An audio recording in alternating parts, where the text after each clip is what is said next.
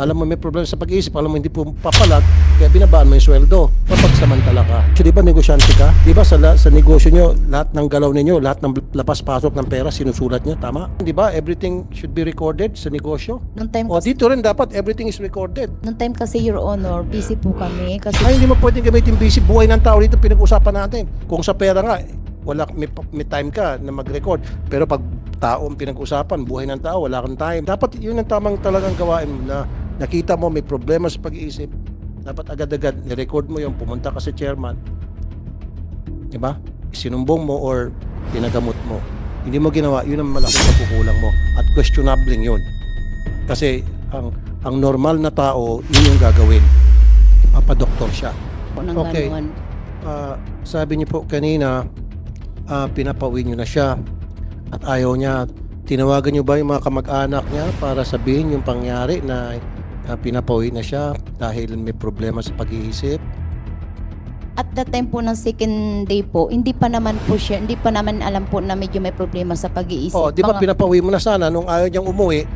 Sinabihan mo yung kamag-anak niya. Lalo pat nung nalaman mo na meron siya problema sa pag-iisip, eh syempre, cargo mo pa yan. Malay mo kung may ginawa sa sarili niya o may ginawa sa kanyang mga kasamahan, cargo mo. Dapat, ang ginawa mo, sa either pinadoktor mo or nung pinaalis mo, tama lang yon. Kung ayaw niya umalis, sinabihan mo yung kamag-anak niya Hindi na ko, para sunduin siya. hindi ko po nasabihan yung kanyang mga kamag-anak, Bakit mo Your hindi ginawa? Honor. Tapos pangalawa, sabi mo, nagnakaw siya ng 12,000, pinablatter mo ba sa barangay yung pagnakaw? Hindi ko po pinablatter, Your Honor. Bakit hindi? Ang sabi niya na lang po sa akin, ate, bawas mo na lang sa sweldo ko, te. Sabi niya po sa akin. Kaya binawas ko na lang po sa At sweldo meron bang niya. kasulatan? Wala po, Your Honor. Oh, di paano namin malaman kung nagsisinungaling ka, kung sabi kang totoo? Dapat pag ganun dokumentado, may pinag-aralan ka, di ba? Opo. Oh, dapat yun, nung nagnakaw ng 12,000, pumunta kayo sa barangay, pinablatter mo, ito sa anong ginawa mo, and then, doon sabihin mo na nagnakaw ito, hindi ko siya ididimanda, pero nagkaregluhan kami, ibabas ko sweldo, pirmahan sa harap ni chairman.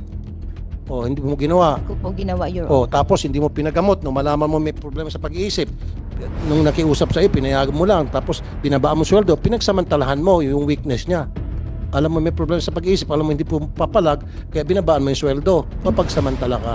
Hindi ko po yun pinagsamantalan, Your Honor. No, kasi di ba binabaan mo sweldo? Dahil sabi mo pinapauwi mo ayaw niya, kaya binabaan mo yung sweldo.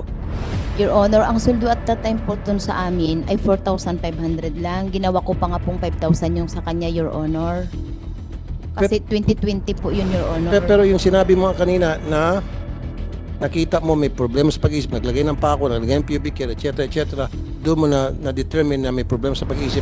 Yun po yun talaga na dapat, kung ganon, kung sa akin yun nangyari, kukonsulta ko sa doktor, sasamahan ko sa doktor, and then, depende kung ano sabihin ng doktor, hindi na pwede magtrabaho yan, pauwiin ko na.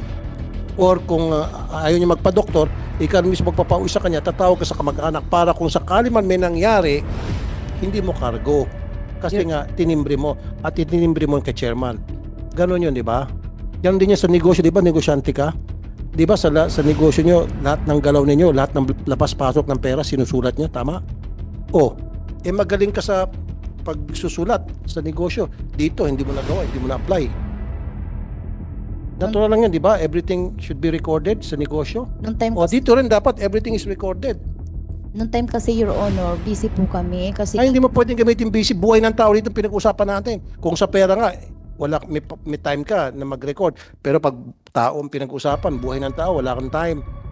Dapat yun ang tamang talagang gawain mo na nakita mo may problema sa pag-iisip. Dapat agad-agad, ni-record mo yung pumunta ka sa chairman. Diba? Sinumbong mo or pinagamot mo. Hindi mo ginawa, yun ang malaking pagkukulang mo. At questionabling yun. Kasi ang normal na tao, yun yung gagawin. Papadoktor siya. Para hindi na lumala pa yung problema sa loob ng household mo. The fact na pinabayaan mo yun, ibig sabihin kinukonsinti mo, game, okay ka lang kasi hindi naman ikaw nasasaktan. In fact, ikaw ang nananakit. Yun yung basa ko doon. Salamat, Senator Jinggoy.